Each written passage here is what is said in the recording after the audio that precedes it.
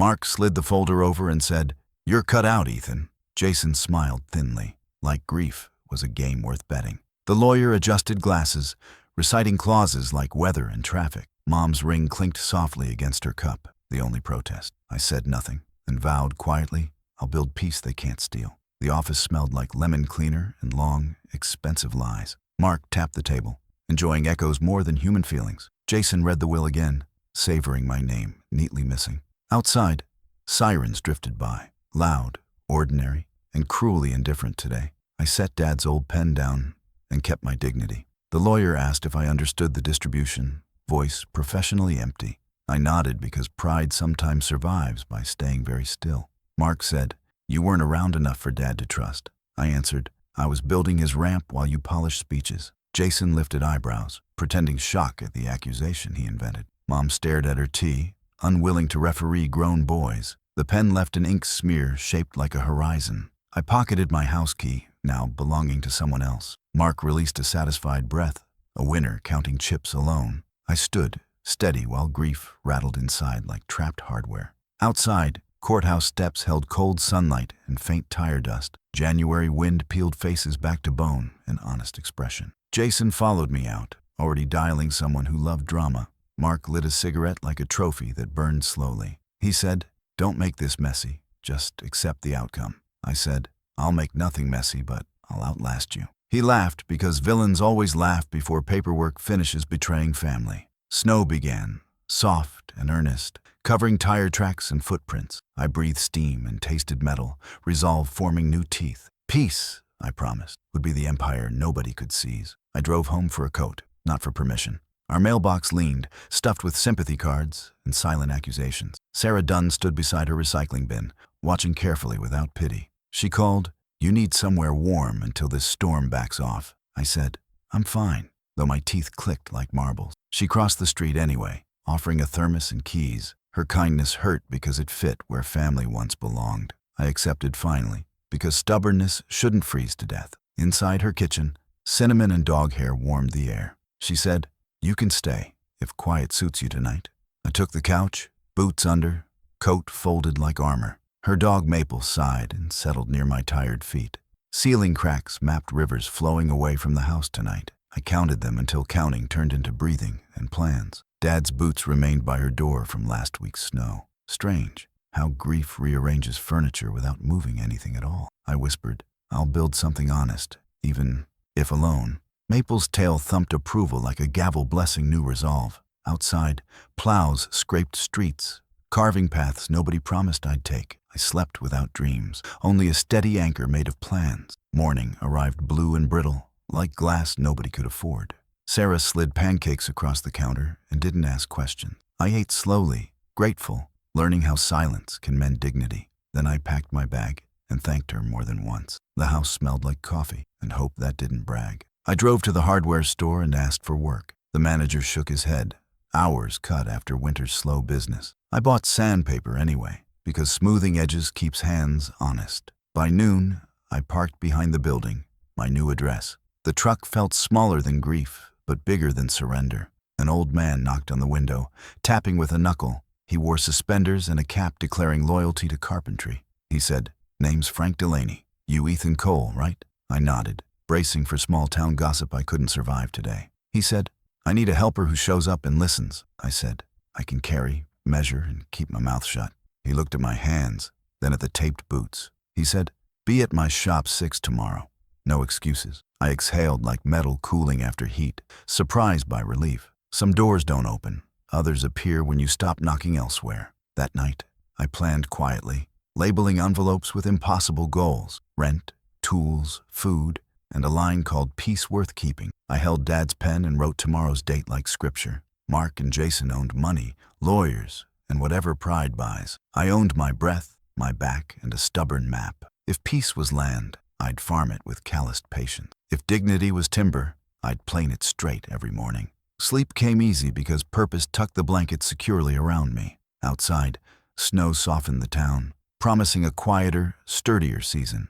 Tomorrow, I'd begin building peace they could never legally seize. The truck heater whined weakly as I stared at the cracked windshield. Frost crawled along the glass like it had somewhere better to be. The hardware store lights flickered off at midnight, leaving the lot half dark. I pulled my coat tighter and watched my breath fade into nothing. I'd been sleeping in that truck 3 weeks now, and it smelled like loneliness. Every morning, I promised it'd be the last night parked there, but promises are expensive when life keeps raising rent on hope. My brothers owned the house, the business, and Mom's approval now. All I owned was the cold and a name that didn't buy coffee. Still, I whispered, I'm not done yet. Even when my throat burned from saying it, morning found me stiff and angry at the steering wheel for being honest. The diner opened at 6, and the waitress, a widow named Bernice, poured kindness quietly. She slid me coffee without asking and looked away from my cracked knuckles. Got any work today? She asked, pretending it wasn't pity. Not yet, I said, watching the cream swirl like plans dissolving. Check with old Frank, she said.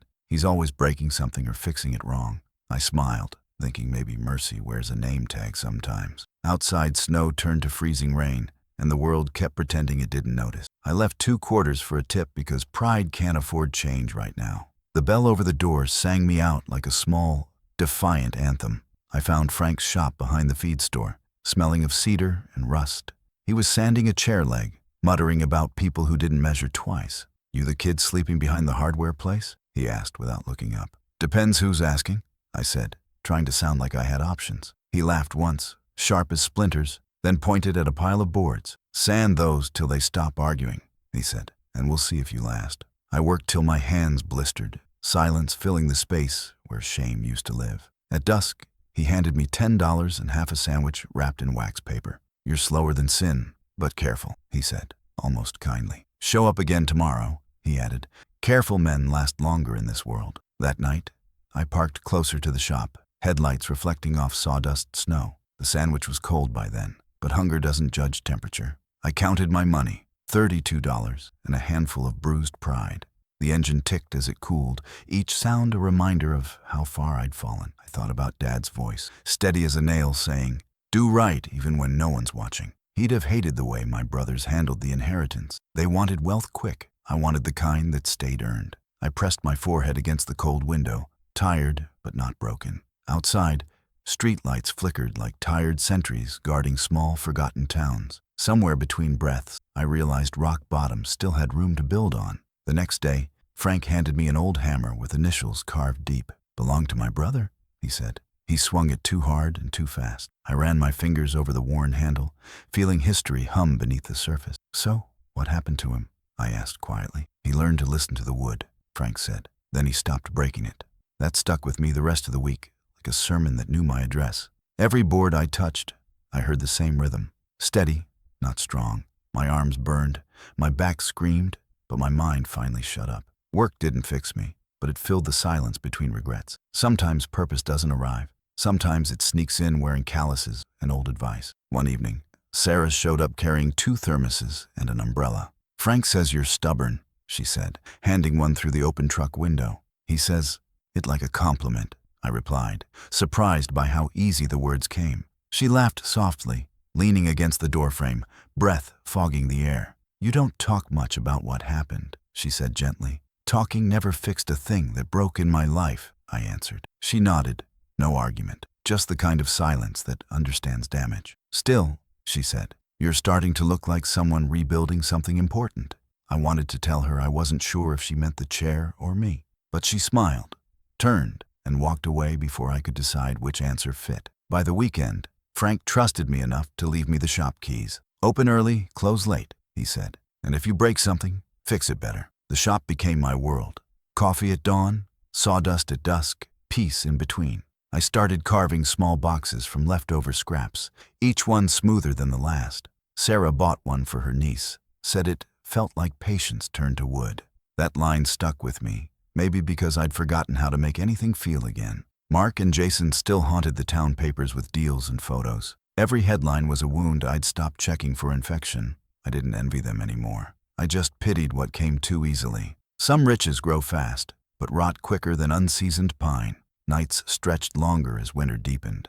But the shop stayed warm. Frank played old country songs that made sorrow sound honest instead of weak. You got a steady hand, he said one night, nodding toward my workbench. Maybe you'll teach someone that someday. I smiled, imagining that kind of future, feeling it wasn't impossible anymore. The air outside froze so hard it cracked, but inside, I was thawing slowly. Sometimes, I caught my reflection in the window, unrecognizable, but calmer. The man staring back didn't flinch at loss anymore. He respected it.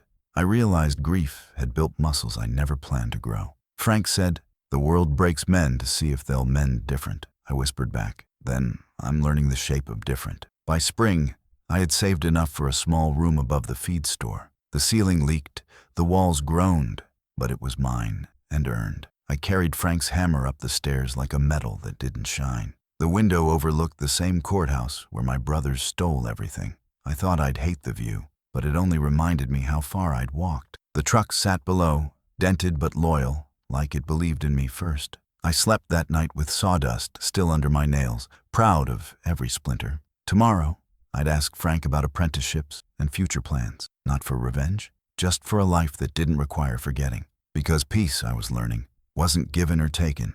It was built quietly, one board at a time. The first spring rain came with thunder that shook dust from the shop rafters. I arrived before sunrise, the street still slick and half asleep. Frank was already there, tuning an old radio that hadn't worked in years. "Morning," he said, nodding without looking up. "Hope you're ready to learn something real." I smiled, tightening my gloves, the kind of ready that comes after losing everything. He showed me how to plane board smooth without rushing the blade. "Patience," he said, "isn't waiting. It's controlling what time can't." The wood curled away in thin ribbons, pale and perfect under my hands. I breathed deep, feeling the grain give, the first sign of trust earned. For the first time in months, I wasn't just surviving, I was shaping something that stayed.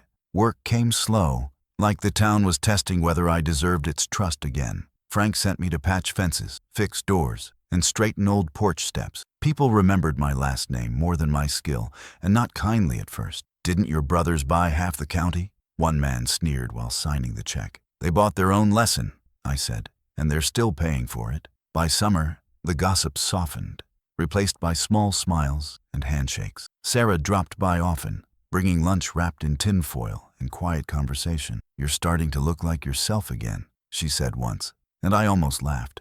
"Feels like I'm building him from memory," I answered. Every day ended with sore arms, splinters, and a strange, satisfying kind of pride. One afternoon, Frank tossed me a set of shop keys tied with red string. "You've earned your own hours," he said, "and maybe a little faith." I didn't speak. Words would have ruined that kind of moment. He nodded toward the back room filled with scrap wood and half-dreams. "Make something that outlasts your name," he said simply. I stayed late that night, carving until the clock stopped mattering. My hands worked slow, my breathing steady like a man praying through motion. When dawn cracked the horizon, I'd built a table, crooked but honest. I ran my fingers across it, every dent telling the truth about patience. Frank found me asleep beside it and smiled without saying a word. By midsummer, my work started showing up in town quietly, like whispers with weight. A couple on Maple Street hired me to rebuild their storm-damaged deck. "We heard you don't cut corners," the husband said, handing me the deposit. "That's because I can't afford shortcuts," I told him with a grin. By week's end, their neighbors called asking for quotes of their own. My name spread faster than I expected. But this time, it wasn't tied to failure. People didn't mention inheritance or family anymore. They mentioned craftsmanship. Sarah joked that I was the town's most polite storm, steady and unstoppable. I laughed, but part of me finally believed I was becoming more than my past. Growth didn't come from forgiveness. It came from showing up again tomorrow. Still, there were moments when resentment cracked through like old boards under strain. One evening, I saw Mark's truck outside a real estate office downtown. He was smiling for cameras, holding a ribbon, pretending to build what I'd earned. For a second, I felt that heat again, the kind that burns hope raw. But as I watched him pose under hollow lights, it hit me. He needed applause. I needed silence that felt full. I drove away, windows down, letting wind steal the anger before it stayed. The world had already punished him in ways no court ever could. My revenge wasn't wealth or winning. It was being able to leave without looking back. Peace, it turned out, had sharper edges than hate ever managed. The shop grew busier by August, filled with the hum of purpose. Frank started sending clients my way, smiling like he'd seen this before. "You're what I was 40 years ago," he said, "only smarter about pain." I laughed, though I wasn't sure if it was true yet. Together, We restored an old barn that smelled like sweat and history. Sarah came by with lemonade and watched as the structure found its dignity again. "It's beautiful," she whispered, sunlight catching the fresh pine beams. "It's honest," I said, because that was the only kind of beautiful I trusted now. When the job was done, the owner cried quietly, saying we'd saved more than wood. Frank clapped my shoulder and said, "You're not fixing buildings anymore. You're fixing faith." That night, I couldn't sleep, replaying his words like a record skipping on truth. I sat by the window of my rented room, rain tapping the roof softly. Down below, the courthouse lights glowed against the street like ghosts of old choices. Somewhere inside that building, a document still named me as unworthy. But I didn't care anymore. I had something signatures couldn't define. My hands, my craft, my peace. They were the inheritance I built myself. I whispered a quiet thank you to the darkness, to Frank, to the hammer waiting on the desk. "We're not done," I said, tracing the grain of my calloused palm. The world outside didn't answer, but the silence finally sounded like home. By fall, I rented a small storefront downtown, just a window and a sign. Cole Woodworks was painted by hand, the letters uneven but honest. People stopped to look, curious, then walked in asking for shelves, chairs, dreams. Frank helped me set up the lathe, whistling old hymns about hard labor. Sarah brought a fern for the window, saying, "Every good shop needs something alive." I smiled, setting it beside my first carved table, the one that started everything. "You're building more than furniture," she said quietly, watching the dust drift in sunlight. "I'm building forgiveness, one plank at a time," I replied, and meant it. For the first time, I didn't feel small when I said my own name. It felt earned, solid, like the work itself, unmoved by storms or greed. As winter crept back, snow collecting on the roof like memory, I realized something. I wasn't chasing redemption anymore. I was living inside it. The ache in my hands wasn't punishment. It was proof I'd stayed the course. Some nights, I still dreamed of the day I lost everything, but it no longer hurt. It just reminded me that pain had once been the blueprint for peace. Frank retired that December, leaving me the keys with no ceremony. "Keep the lights on," he said, "so someone else finds their way in." I promised I would, and watched him walk into the snow, proud and unhurried. Alone in the shop, I whispered, "Dad, I kept your name clean." Outside, the wind agreed softly against the door, like applause only I could hear. By the time spring rolled around again, the smell of sawdust had become my second skin. The shop hummed with steady rhythm. Machines, laughter, and stories that smelled like pine. Word had spread beyond town. Clients drove in from counties I couldn't pronounce. They didn't ask about my brothers anymore, just about deadlines and designs. I liked that better. It meant I'd become my own headline quietly. Sarah helped me keep orders straight, her handwriting neat and patient as ever. "You realize this is an actual business now," she said, sorting receipts one morning. "I realize I'm still scared to believe it," I replied, tightening a clamp. She smiled, leaning against the counter. "Then let your work believe it for you." The hum of the saw answered for me, smooth and steady like faith rebuilt. Most days started before sunrise and ended after dark, the hours folding together. I'd sand, stain, and measure until my reflection looked like wood grain. Clients came with stories instead of blueprints. Widows, farmers, teachers with tight budgets. I built tables for first homes and benches for backyards that waited for laughter. Each piece carried fingerprints of purpose, not profit, and I liked it that way. "You charge too little," Sarah said one night, balancing the books. "Maybe," I said, "but I'd rather build trust than luxury." She rolled her eyes, smiling like someone who knew my heart was stubborn. "You'll figure out balance," she said. "Maybe," I answered, "but peace doesn't need a price tag." Outside, rain whispered across the windows, sounding like applause only the honest could hear. Frank stopped by every other week, pretending it wasn't to check on me. "You've done good," he said once, running a finger along a finished desk. "Still measuring twice?" he teased, grinning under his old carpenter's cap. "Sometimes 3, I replied. Mistakes got expensive when I stopped giving up. He nodded, eyes proud but sad, like a man who'd outlived his own story. "You're the kind of builder that fixes more than walls," he said. "You fix what time and pride usually ruin." I didn't know how to respond, so I handed him a chair I'd made. "Made this one for your porch," I said, voice softer than I intended. He smiled, taking it like a handshake made of wood and memory. "Then I'll sit in it and brag about teaching you," he said, walking out laughing. Summer brought heat and opportunity in equal measure, both testing my patience. The town council offered a contract, renovating the old library's reading room downtown. I read the notice twice, my heart pounding like a nail driven too deep. Sarah grinned when I told her. "That's real recognition, Ethan," she said. "You're building history now." The thought terrified me more than it flattered me, but I signed anyway. The project meant long days, precise work, and eyes watching from every window. Old wood groaned under my hands as I stripped years of neglect away. "Don't rush it," I muttered to myself. "This place remembers more than people do."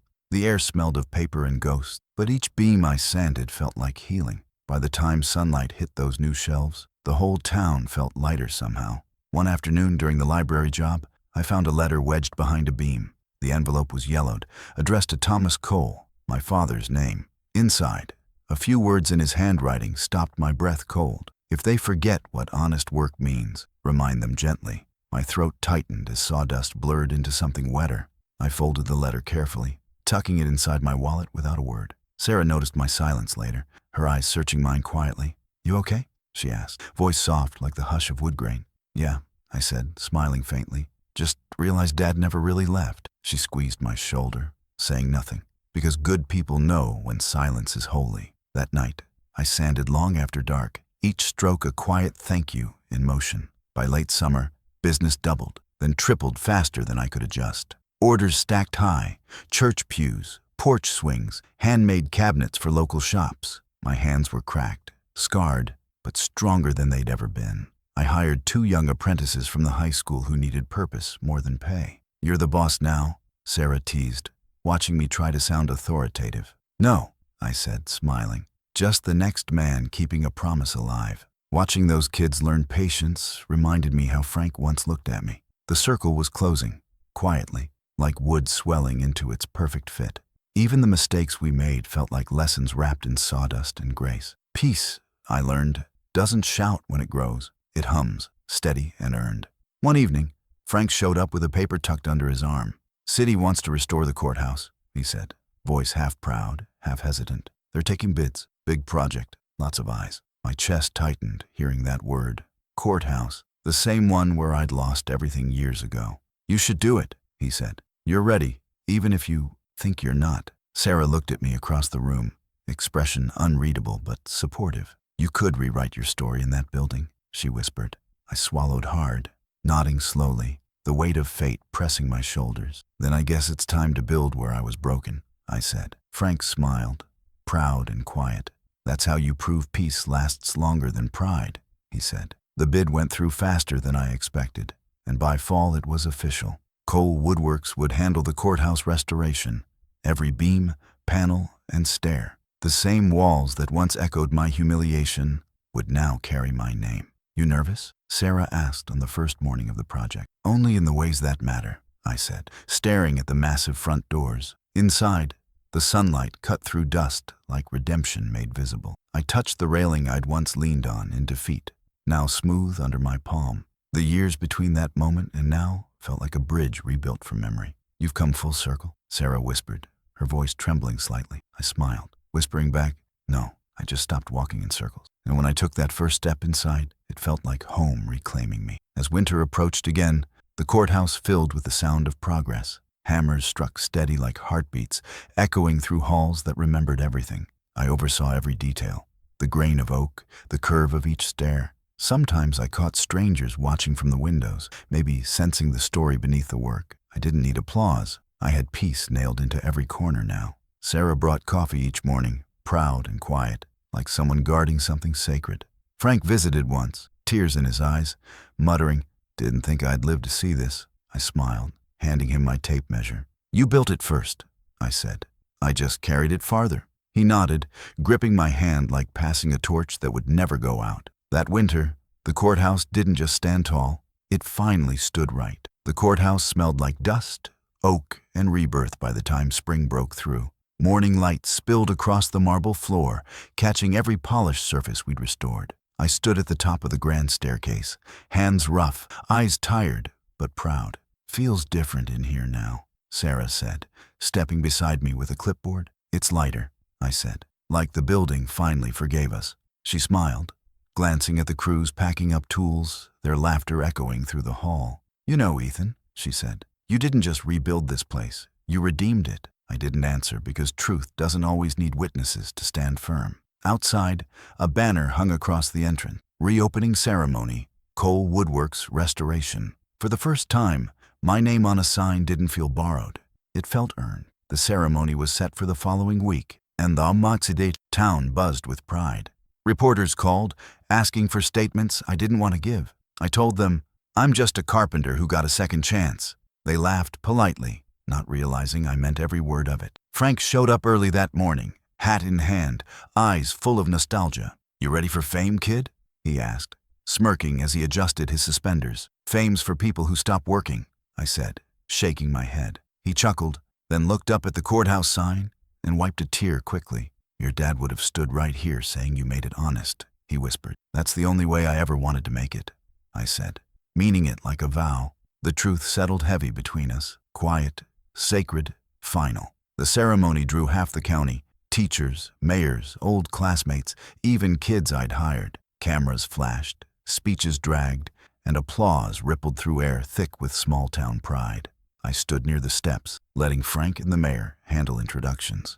Then, halfway through the mayor's speech, I saw them, Mark and Jason, my brothers, standing near the back of the crowd, wearing suits that didn't fit their shame. My stomach tightened, but my face stayed still. Years had taught me that calm is power. Mark looked older, thinner, with a nervous half-smile that begged for acknowledgement. Jason couldn't meet my eyes. His hands fidgeted with his cufflinks like forgiveness hid there. The crowd didn't notice the ghosts in the audience, but I did. The ceremony suddenly felt less like celebration and more like closure I hadn't asked for. After the ribbon was cut and the cameras turned elsewhere, they approached me slowly. Ethan, Mark said first, his voice smaller than I remembered. We didn't expect all this. I nodded once, steady, not angry, just measuring the moment like good wood. People build what they value, I said. I just stopped building lies. Jason looked up, guilt hollowing his eyes into honesty. We lost everything, he said. The company, the houses, everything Dad left. I looked past them, toward the courthouse steps, sunlight stretching across my work. Funny, I said quietly. I lost everything too. Difference is, I learned how to start again. They both fell silent, words collapsing under the weight of truth, finally built right. Sarah stood in the doorway, watching, her expression unreadable but proud. Mark cleared his throat, trying to regain some of that old bravado. Look, we need help, Ethan, he said, forcing confidence through cracked pride. Investors backed out, and the banks won't return our calls. I let the silence stretch, the kind that tests who can survive their own echoes. You came to me for a loan, I said, not asking, just stating fact. Jason shook his head quickly. Not a loan, he said. A partnership. You've got credibility, we've got experience. I almost laughed, but the sound stayed in my chest. You've got history, I said instead, not experience. Their faces reddened, the same color I'd once felt when they betrayed me. I'm not angry, I added softly, but I won't build on rotten foundations again. The message landed harder than any revenge ever could.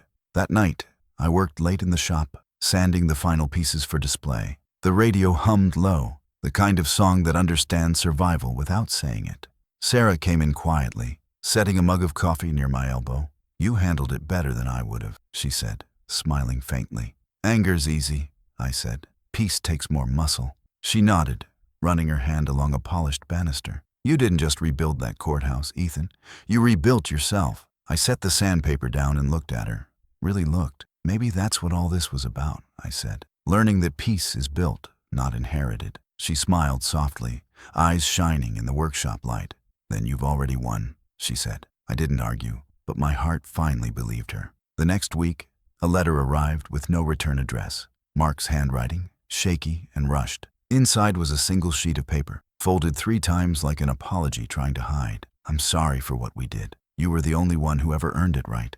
I stared at the words for a long time, the ink smudged near the edge. Maybe tears, maybe spilled whiskey. I didn't care enough to decide. I didn't write back, because forgiveness wasn't something to trade in letters. Instead, I folded it carefully and slipped it into Dad's old toolbox. Some stories don't need rewriting. They just need to end gracefully. When I closed the lid, it didn't sound like bitterness. It sounded like peace, locking itself safely away. Summer came again, and business grew stronger, steadier, simpler. The courthouse stood proud, gleaming in sunlight like truth built from hard hands. People stopped me on Main Street just to shake my hand and say thank you. Your work reminds folks what this town used to be. one old man said.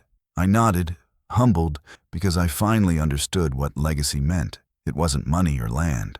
It was leaving behind something no one could take apart. That night, I drove past the courthouse, headlights tracing the edges of every beam. My reflection flickered across the glass doors, older, calmer, and finally at peace. I whispered, "You were right, Dad. Honest work does outlive the greedy." The wind carried the words away, but I didn't need them back. One afternoon, as the sun sank low over the square, I saw Jason again. He stood outside the courthouse, staring up at the building like it held his soul. When he noticed me, he smiled sadly and gave a small nod. I nodded back. No words, no explanation, just quiet recognition of distance crossed. In that brief glance, guilt met grace, and neither tried to win. I drove away without looking back, because I didn't need to anymore. Revenge had long turned into mercy, and mercy had turned into peace. I didn't own wealth, but I owned my breath, my calm, my worth. And in this world, that's the only inheritance that never runs out. The morning of the courthouse anniversary felt quieter than it should have. The town had planned a celebration, a year since the grand reopening. Banners hung across Main Street, kids waved flags, and a brass band practiced outside the diner. I stood by the courthouse steps before sunrise, coffee in hand, watching dew cling to the rails I'd sanded smooth. The wood still felt alive, like it remembered the hands that built it. "You're early?" Sarah said, walking up beside me, her scarf catching the morning wind. "Habit," I said, smiling faintly. "I like to hear peace before the noise starts." She looked up at the courthouse and nodded slowly. "It suits you," she said. "So does quiet." I smiled because she was right. Some victories whisper instead of roar. The ceremony began mid-morning, sunlight spilling across the crowd. The mayor gave his speech again, this time shorter, more genuine than last year. My name came up twice, followed by applause that didn't make me flinch anymore. I stood near the back, blending with the people, just listening. Pride isn't something you shout. It's something that settles in your bones. After the speeches, a reporter asked for a photo of me on the steps. I almost refused, but Frank's voice echoed in my memory. "Don't hide what you earned." So I stood there, hands in pockets, the courthouse behind me shining like redemption. The flash went off, and for a moment, it felt like a promise sealed. I didn't know the real storm was walking toward me just then. Through the thinning crowd, I saw Mark and Jason again. Only this time, they didn't look like rivals. They looked tired, edges frayed, eyes heavy with something close to surrender. Mark wore a wrinkled suit, the kind borrowed from better days. Jason carried a folder under his arm, his fingers trembling around the edges. "Ethan," Mark said quietly, as if speaking my name might break something fragile. "We need a minute," Jason added, glancing around nervously. I nodded, motioning toward the shaded side of the courthouse. "All right," I said, voice calm as carved oak. "You've got one." They followed me, footsteps uncertain on the pavement they'd once walked over me to claim. Mark spoke first, staring at the building instead of me. "You really did it," he said, almost to himself. "You turned nothing into something." I shrugged, not needing praise from a man who once measured worth in dollars. "You were wrong about me," I said. "But I was wrong about you too. I thought I needed your approval." Jason swallowed hard, words catching like splinters in his throat. "We thought cutting you out was business," he said. "We told ourselves Dad would have wanted it that way." "He wouldn't have," I said, steady but not cruel. "He believed in earning things, not stealing shortcuts." Mark's voice cracked. "We've lost everything, Ethan. The properties, the company, it's all gone." I stared at him, not out of pity, out of understanding. Losing everything was the language I'd learned fluently. Jason handed me the folder, his hand shaking as he released it. "It's the deed to the farm," he said. "Dad's old property. Bank took it, but they're offering to sell it back for half." I looked down at the papers, the same land that started our family name. "And you came to me because you can't afford it," I said. Jason nodded, shame sinking his shoulders lower. "We don't deserve to ask, but we had nowhere else to go." For a moment, the world felt still. Just three brothers, ghosts of pride flickering in the wind. "You know what this used to mean to us," Mark said. "It was home." I ran a thumb along the paper's edge, sharp as memory. "Home isn't what we inherit," I said. "It's what we rebuild." They looked at each other, the air thick with everything unspoken. "We can work for you," Mark said suddenly. "No handouts, no pity, just a chance." The words surprised me, not because he said them, but because he meant them. For the first time, his eyes held humility instead of competition. I could have turned them away. I could have repaid betrayal with silence and walked off clean. But I thought of Frank, of Dad, of every scar that taught me grace. "If I say yes," I said, "you work. No shortcuts, no arrogance, no excuses." Jason nodded instantly. "We'll earn it," he said. Mark hesitated, then nodded too, his jaw tightening like a man swallowing pride for the first time. Then show up Monday, I said quietly. The job starts at sunrise. When Monday came, they arrived early, both standing outside the shop with coffee. Jason wore his old work boots, cracked but freshly cleaned. Mark looked lost at first, unsure how to be ordinary again. You remember how to use a hammer? I asked, half teasing. We'll learn again, Mark said, smiling faintly, eyes tired but honest. I handed them both gloves, the kind that fit better once they'd been earned.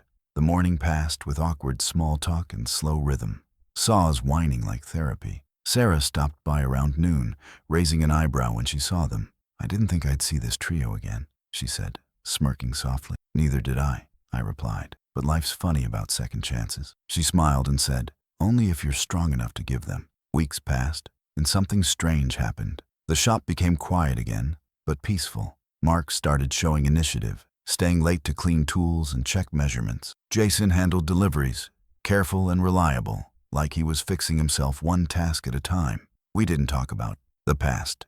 We didn't have to. Our silence worked better than apologies. One evening, as we closed up, Mark turned to me. You ever think Dad's watching all this? He asked. Every day, I said, locking the door. He'd say we finally figured out the difference between work and worth. Mark smiled sadly, nodding. You found peace, he said quietly. No, I replied, glancing around the shop. I built it. He laughed softly, a sound that didn't hurt to hear anymore. The day the farm deal went through, I signed the papers without ceremony. The land was back in our name, but this time, it meant something new. We'll restore the house first, Jason said, rolling up his sleeves. We'll start with the porch, Mark added, grinning faintly. I looked at both of them and saw the brothers I used to know. Not perfect, present. Then we'll build it slow, I said. The right way this time. The sun sank behind the fields, spilling orange light over the land Dad once tilled. I could almost hear his voice saying, measure twice, boys, and forgive once. Sarah joined us, carrying a box of coffee and sandwiches. We ate on the tailgate, the silence full, the air clean. For the first time, family didn't feel like inheritance. It felt like peace, rebuilt from ruin. The first few months working with Mark and Jason felt like living inside a memory trying to fix itself. Every day started the same. Coffee, sawdust, and a quiet that hummed like restraint. I watched them learning the rhythm of labor, learning humility the way I once did. Mark was slower than before, more careful, measuring twice instead of guessing. Jason rarely spoke unless it was about the job, his sentences short but sincere. It was strange seeing them both bent over wood instead of deals and contracts. I didn't treat them like brothers, not yet. I treated them like men who had to earn their way back.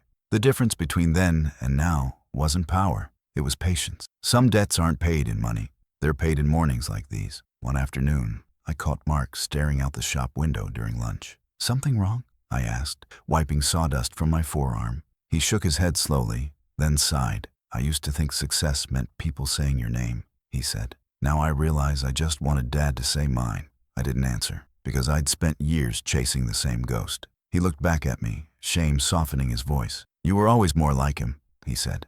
He taught you the work. He taught us the shortcuts.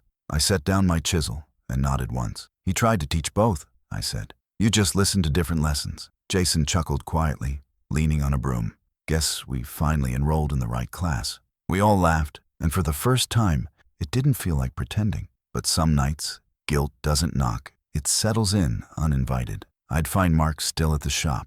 After closing, sanding until his hands trembled. Go home, I told him one evening. You've done enough for today. He kept sanding, voice shaking but steady. You don't understand, he said. Every time I stop working, I remember what I did to you. I leaned against the doorway, silent for a moment before answering. You don't fix guilt with hours, I said softly. You fix it by staying when it's hard. He looked up, eyes wet, jaw clenched tight. I'm trying, he said, and I believed him this time. Good, I said, flipping the lights off. Then stop running and start resting. Peace needs rest too. He smiled faintly, the kind of smile that cracks open years of weight. Jason's change came slower, quieter, like frost melting under spring sunlight. He started showing up early, brewing coffee before I arrived. One morning, he handed me a cup and said, You remember that day in the lawyer's office? I nodded, still tasting bitterness when I thought of it. I lied to myself that day. He continued, staring at the floor. I told myself I didn't care, but I did. I cared too much about being seen and not enough about being decent. I sipped the coffee, letting his confession settle like dust before words. "You were young," I said, "and scared." He looked up, tears burning but controlled. "And stupid," he added, half laughing, half breaking. I smiled, setting the cup down. "We all were," I said. "Difference is, you learned before it was too late." Frank visited one Saturday, his old boots heavy on the shop floor. "Heard you boys are rebuilding more than barns," he said, grinning. "Told you careful men last longer." I laughed, wiping sweat from my forehead. "Guess you were right again." He looked around at my brothers, nodding in quiet approval. "Didn't think I'd see this day," he said. "The Cole boys working side by side instead of side against." Mark chuckled. "We had a tough teacher." Frank winked. "The best kind. The one who didn't quit when he was right." He left after an hour, but the air stayed softer, lighter, like forgiveness had taken up residence. We worked late into the night, the sound of hammers like heartbeats in sync again. For the first time in years, the shop didn't echo with loneliness. It breathed. A week later, I drove out to the farm alone to clear my head. The house stood half-finished, bones of timber reaching for sky. The porch we rebuilt creaked under my boots, but it felt alive again. I sat on the step, watching wind move through the tall grass like a memory unspooling. Dad's voice came back in pieces, saying all the things I'd forgotten to remember. "Do it right, Ethan. Take your time. The work will outlive the pain." I smiled, the kind of smile that hurts and heals at once. Behind me, I heard footsteps, Mark and Jason carrying tools, breathless but eager. "Couldn't let you finish without us," Mark said, setting down a bucket. "Wasn't planning to," I replied, standing to meet them halfway. Sometimes rebuilding isn't about forgiveness. It's about finishing what love started. The farm restoration became more than a project. It became penance turned to purpose. Each board we nailed carried pieces of our history, some scarred, some new. Jason worked the fields between tasks, humming songs Dad used to whistle off-key. Mark handled the ledgers, this time writing numbers with truth instead of greed. Sarah visited often, bringing food and that quiet balance we all needed. "You three finally look like a family again," she said one evening, watching from the truck. "We're trying," I said, hammering in the last porch nail. She smiled. "That's all peace ever asks for." I looked around at my brothers, sweat shining under the fading light. For the first time, I saw us as equals, different, flawed, but building something that might actually last. The day we finished the farmhouse, the air felt heavier, like the world was holding its breath. Mark stood on the porch, wiping his hands on his jeans. "Didn't think we'd ever get here," he said. Jason nodded, leaning against the railing we'd built together. "Feels like he's here," he whispered, eyes tracing the land our father once walked. I looked out at the horizon, golden fields stretching endlessly under the setting sun. "He is," I said. Every nail we drove, he was watching. The silence after that felt sacred, as if the land itself had accepted our apology. Mark stepped closer, hesitating before speaking again.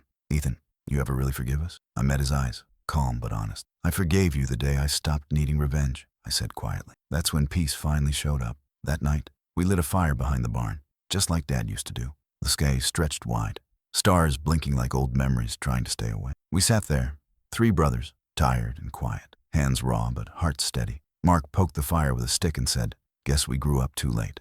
"Maybe," I said, "but at least we did." Jason laughed softly, tossing another log into the flames. "You think people can change?" he asked. I looked at the fire, its warmth flickering across our faces. "People don't change," I said. "They finally become who they were meant to be." None of us spoke after that. The fire did all the talking, crackling through everything we'd left unsaid. When I drove home later, the world outside was quiet, the road silver under moonlight. The shop waited for me like an old friend, familiar and still. I parked, stepped inside, and ran my hand across the workbench. My brother's laughter still echoed faintly in the back of my mind. It wasn't forgiveness that filled the room. It was understanding. We'd all lost, all failed, all broken something sacred, but somehow rebuilt it anyway. I looked at Dad's hammer hanging on the wall and smiled. Peace, I realized, doesn't erase the past. It holds it gently until it stops hurting. I turned off the light, the shop settling into darkness like a promise kept. And for the first time, guilt felt like gratitude in disguise. The morning came slow, golden light spilling through the cracks of my workshop window. The air smelled of oak dust and coffee, two things that never lied to me. I sat at the bench, tracing the grooves left by years of building, years of healing. My hands were rougher now, my shoulders heavier, but the weight felt honest. Outside, the world was quiet, the kind of quiet that means you've earned your rest. The farm sat just beyond the hill, rebuilt, alive, and full of promise. My brothers were there now, working, planting, mending fences under the same sun I once prayed beneath. I didn't visit every day, but I didn't have to. Some bonds don't need tending once they've been reforged in truth. Peace had stopped being a goal. It had become the rhythm of my days. I took a drive out that afternoon, down the same road I once left on in shame. The truck rattled like always, but this time it felt like a heartbeat instead of an escape. When I reached the farmhouse, Mark was painting the porch rail white. Jason was hauling boards to the shed, whistling the same off-key tune Dad used to. They waved when they saw me. No words, just simple respect across the yard. "Coffee's on?" Mark called, voice steady, proud but humble. I parked beside the barn, the scent of fresh paint and earth filling my chest. "You two look like you own the place," I said, smiling. "We're just borrowing it from time," Jason replied, wiping sweat from his brow. His words landed deep. I realized we were all just caretakers of something larger. Legacy wasn't property. It was peace handed forward. We sat on the porch after lunch, boots up, coffee steaming in tin cups. The field swayed under a soft wind, wheat whispering secrets older than all of us. "Remember when we used to fight over who got the biggest slice of pie?" Jason said, laughing. "You always won," Mark added, smirking. "Because I made it," I said, chuckling into my cup. The laughter settled into a comfortable quiet that didn't need explaining. Mark shifted, his expression turning thoughtful. "I still have dreams about Dad," he said. "Sometimes he's fixing something, sometimes just sitting here with us." I nodded, staring at the horizon. "Then maybe he never left," I said. "Maybe he's just waiting for us to stop breaking what he built." The silence after that felt sacred, like forgiveness finally found its resting place. When evening came, Sarah drove up in her old blue pickup, honking once. "You boys still working? Or are you actually relaxing for once?" she shouted. "We're pretending to relax," I said, walking down to meet her at the gate. She carried a pie and that knowing smile she always wore when she was proud of me. "You built something beautiful, Ethan," she said, handing me the dish. "Not just the farm, the peace between you." I nodded, the compliment sitting heavy in the best way. "I had help," I said, glancing back toward the porch. She smiled softly. "Yeah," she said, "but someone had to build the foundation first." We stood there watching the sunset stain the fields orange and gold. For the first time in my life, the day didn't feel borrowed. It felt rightfully mine. Later, after everyone left, I walked down to the edge of the property. The pond shimmered under moonlight, frogs croaking low like a lullaby for the living. I skipped a stone across the surface, each ripple echoing back pieces of my past. I thought about the boy who'd left this land with a box and a vow, about the man who'd slept in his truck, cold and certain the world had ended, and about the brother who returned not to claim revenge, but to finish the work peace started. The reflection in the water looked older, steadier, softer around the eyes. "You made it," I whispered, not to brag, but to finally believe it. The wind carried the words across the water, like a message to someone unseen. Maybe Dad heard, maybe peace did. Either way, the night answered with stillness. A week later, I hosted dinner at my workshop, the one place that had never betrayed me. The table I'd built years ago stood in the center, scratches and stains marking our history. Mark brought bread, Jason brought laughter, and Sarah brought light like she always did. We ate, talked, and argued in the kind of way that meant family again. "So what now, Ethan?" Mark asked, tearing another piece of bread. "What's next after peace?" I smiled, leaning back, thinking of all the versions of myself that never made it here. "Maybe peace isn't after anything," I said. "Maybe it's just what happens when you stop running." Jason nodded, raising his glass. "Then here's to stopping." Sarah smiled, eyes warm as firelight. "And to starting again, the right way," she said. The clink of our glasses was the softest victory I'd ever heard. After they left, I stayed alone for a while, walking through the shop. The smell of wood and varnish hung in the air, sweet and familiar. My tools rested neatly where they belonged, silent proof of everything I'd learned. On the wall, Frank's old hammer hung beside Dad's, the two legacies that built mine. I touched both gently, feeling their weight, their purpose, their history. Every scar, every betrayal, every small act of grace had led to this. I realized forgiveness wasn't something I'd given. It was something I'd learned to live inside. The peace I'd built wasn't flashy, and it didn't need to be. It was in the steady hum of the saw, the laughter of family, the quiet at dawn. Success had found me by accident, but peace, I had to build that piece by piece.